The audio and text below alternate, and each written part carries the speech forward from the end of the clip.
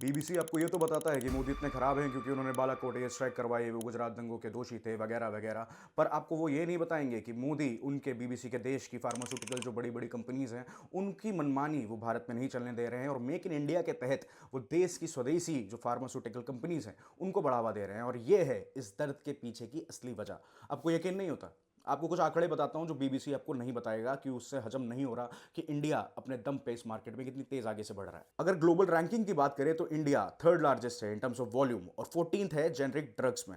Largest supplier है generic medicine का world wide, जिसमें 20% शेयर ऑफ ग्लोबल एक्सपोर्ट्स है बाय वॉल्यूम। वैक्सीन प्रोडक्शन में India produces over 60% of the world's vaccines. Exports markets में देखें तो Bharat exports pharmaceuticals to over 200 countries with major markets including the US, UK, Netherlands, South Africa and Brazil. Market size की अगर बात करते हैं तो the estimated market size is approximately 55 billion US dollars, जो कि प्रोजेक्टेड है to reach 130 billion US dollars by 2030।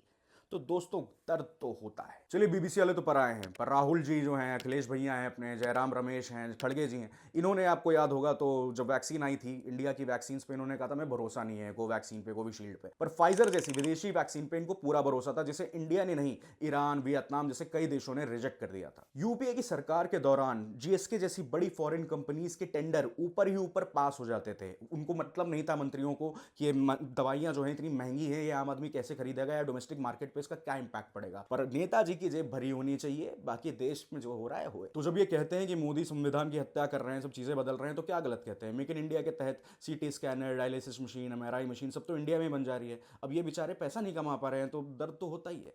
ऐसी और पॉलिटिकल इंसाइट्स और अपडेट्स के लिए सब्सक्राइब करिए द देव डिबंक्स। इस वीडियो को लाइक करिए और शेयर करिए। Thank you, see you in the next video.